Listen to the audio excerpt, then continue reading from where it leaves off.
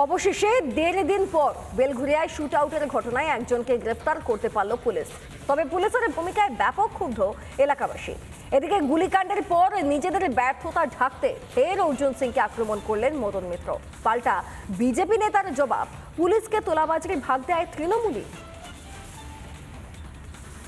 অর্জুন সিং এর জামাটা যত সাদা ওর ভেতরটা তত কালো নোংরা, তাই জন্য মানুষ ওকে একদম ছোবড়ার মতো ফেলে দিচ্ছে। যখনই কোনো ঘটনা হলে বলে মদন মিত্র দেখবেন বলবে এই বুঝে নেবো, আমি 1 মিনিটের মধ্যে বুঝে নেবো, হাফ মিনিটের মধ্যে বুঝে নেবো, হাফ সেকেন্ডের মধ্যে বুঝে নেবো। ক্রিমিনালদেরকে কাউন্সিলর, ক্রিমিনালদেরকে পদ দিয়ে বসিয়ে রেখেছে।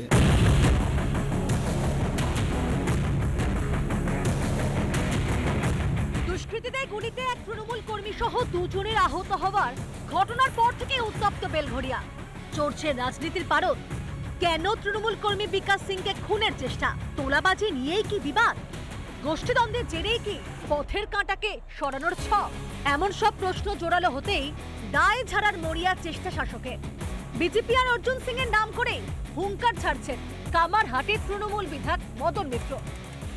যাদেরকে আপনি উস্কাচ্ছেন, যারা আপনাকে বলছে কোনো ব্যাপার না, আমরা আছি, আমরা আপনাকে প্রোটেকশন দেবো, আমি চ্যালেঞ্জ জানাচ্ছি যে কোনো দিন কামারহাটির যে কোনো ওয়ার্ডে ঘোষণা করে ডিক্লেয়ার করুন বিজেপি কবে কোথায় মোকাবিলা করবেন। কিন্তু কেন বারবার অশান্ত হচ্ছে শিল্পাঞ্চল? তার উত্তর খোঁজার বদলে খেলা হবে বলছেন মদন মিত্র।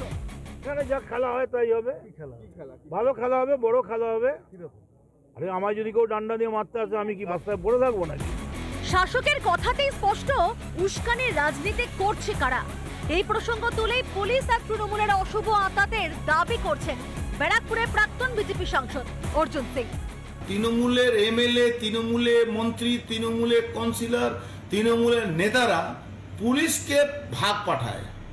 পুলিশের ভূমিকায় শুধু বিজেপি নয়, ব্যাপক ক্ষুব্ধ এলাকাবাসীও। এদিকে তৃণমূল কর্মীর সঙ্গে বরাত চড়ে বেঁচে যাওয়া স্থানীয় এক যুবক এবং তার পরিবার এখনো রীতিমতো আতঙ্কিত। এরকম সামান্য চা খেতে গিয়ে একটা গুলিবিদ্ধ হওয়াটা খুবই আতঙ্কের ব্যাপার। একটা মিসফায়ার আমার উপরে এসেছে, আমি কাউকে দেখিনি, তো আমি এফআইআর কার উপরে করবো? ছেলেরা বলছে পূর্ণ করেছিল, ছেলেও ঠাকুর ভক্ত, ছেলেও পূর্ণ করেছিল, কাউরির সাথে পাশে থাকে না, তাই ফিরে এসছে। এর আগেও একাধিকবার গুলি চলেছে বেলঘরিয়ায়। কেন দুষ্কৃতীদের বাগে আনতে পারছে না পুলিশ? নাকি ইচ্ছে করে ঢিলেমি দিচ্ছে উর্দিধারী? রিপাবলিক বাংলা।